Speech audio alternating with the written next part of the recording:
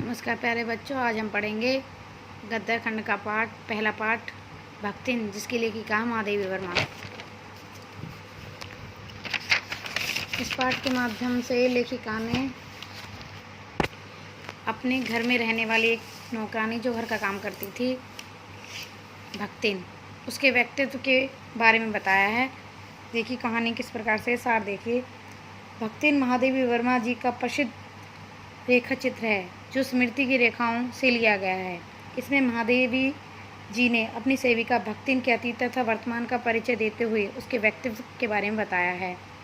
लेखिका घर में काम करने से पहले भक्तिन ने कैसे संघर्ष किया जीवन में, वह कैसे पुरानी मान्यताओं और अपनी बेटियों की हक की लड़ाई लड़ती रही तथा हार कर कैसे जिंदगी की राह उसने पूरी तरह बदल चुकी। इन सब का पाठ में अत्यंत संवेदनशील चित्रण प्रस्तुत किया गया है।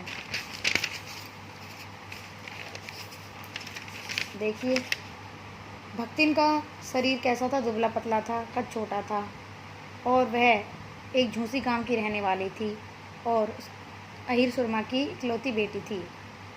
उसकी माता का देहांत हो चुका था और सौतेली माता ने उसका पालन पोषण किया था।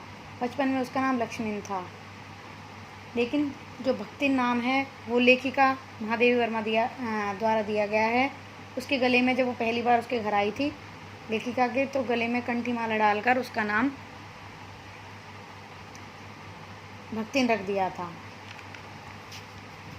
छोटी सी आयु में विमाता द्वारा उसने बहुत दुख झेले और 5 वर्ष की छोटी सी आयु में उसके पिता ने उसका विवाह हंडिया गांव के एक संपन्न गोपालक के छोटे बेटे के साथ कर दिया। 9 वर्ष की आयु में सौतेली माँ ने इसका गौना करा उसे ससुराल भेज दिया। भक्तिन अपने पिता से बहुत प्रेम करती थी, लेकिन उसकी विमाता उससे ईर्ष्या करती थी।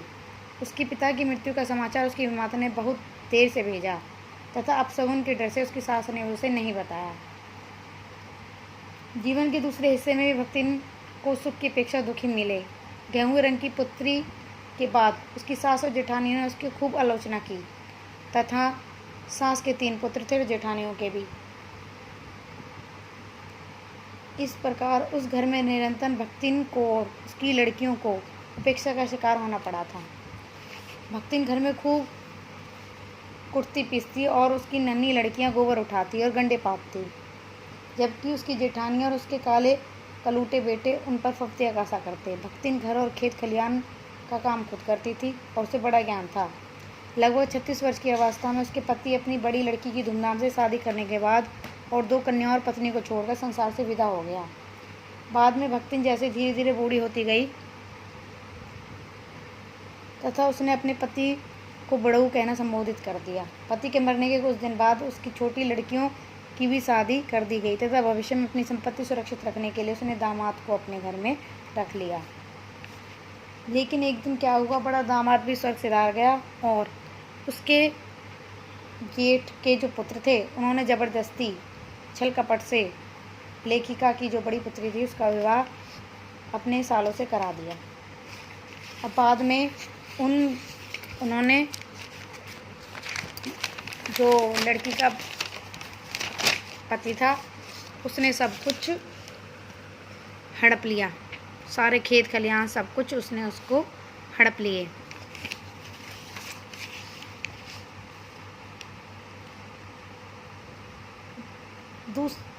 भक्तिन अत्यंत समझदार महिला थी, उसमें गुण भी थे लेकिन अवगुण भी थे। जैसे वह पाक कला में अत्यंत निपुण थी, यह लेखिका भी नहीं पहचान पाई। क्यों? भक्तिन के प्रभाव के कारण लेखिका बिना गुड़ और घी के भी रोटी खाने लगी थी। जबकि बात है जब वो लेखिका के यहाँ पर आ गई थी। धीरे धीरे भक्तिन का स्वभाव भी ऐसा बन गया था कि वह दूसरों को अपने मन के अनुसार बना लेना चाहती थी, लेकिन स्वयं अपने आप में कोई परिवर्तन नहीं करना चाहती थी। भक्तिन अत्यंत समझदार महिला थी, उसमें गुण होने के साथ साथ अवगुण भी थे। क्यों? लेखिका को जिस बात पर क्रोध आता भक्तिन उसे घुमा फिरा कर बताती थी। वह सत्य के साथ झूठ भी बोला करती थी। शास्त्र का प्रश्न भी वह अपनी सुविधा से सुलझा लेती थी। उसे अनेक शास्त्रों का ज्ञान था। लेखिका के पढ़ने के आग्रह के बाद भी भक्तिन ने स्वीकार नहीं किया। वह बार बार लेखिका को कुछ कार्य करने का आग्रह करती रहती, कभी पुस्तकों को बांधकर, कभी अधूरे चित्र कोने में रखकर, कभी रंग की स्याही कभी चटाई को आंचल में झाड़कर आदि अनेक कार्य बड़ी कुशलता से करती थी। लेखिका की कोई भी पुस्तक प्रकाशित होने पर वह बहुत गर्व महसूस करती थी। लेखिका का अपनी मालकिन के प्रति बहुत प्रेम था। लेखिका ने भक्तिन अपने संबंध को स्वामी सेवक का नहीं माना है। लेखिका के हृदय में भक्तिन के प्रति अपार स्नेह और सहानुभूति की भावना है। भक्तिन धीरे धीरे लेखिका के मित्रों से भी परिचित हो चुकी थी। वह प्रत्येक व्यक्ति को उसके आकार प्रकार से याद रखती थी। भक्तिन के संस्कार ऐसे हैं कि वह कारागार से यमलोक की तरह डरती है। वह ऊंची दीवार देखकर बेहोश होना चाहती है। इस स्वभाव के कारण भक्तिन को लोग लेखिका के बार बार जेल जाने की बात कहकर चिढ़ाते थे। लेखिका के जेल जाने पर वह उसके साथ सामान बांधकर चल पड़ती थी। वह लेखिका के साथ न जाने पर अपमानित सा महसूस करती थी, लेकिन ऐसा कभी नहीं हो सकता कि मालिक के साथ नौकर को भी जेल में डाला जाए। लेखिका ऐसा सोचती है कि जब मेरे लिए रहस्यपूर्ण बुलावा आएगा जिसमें कोई कार्य करने का अवकाश नहीं मिलता, तब अंतिम क्षणों में मेरे जीवन से जुड़ने वाली उस भक्तिन वृद्धा का क्या हाल होगा। इस प्रकार लेखिका ने भक्तिन के संघर्ष, स्वाभिमान, प्रेम, सहानुभूति और कर्मठा का संजीव चित्रण किया है। अब प्रश्न देखिए।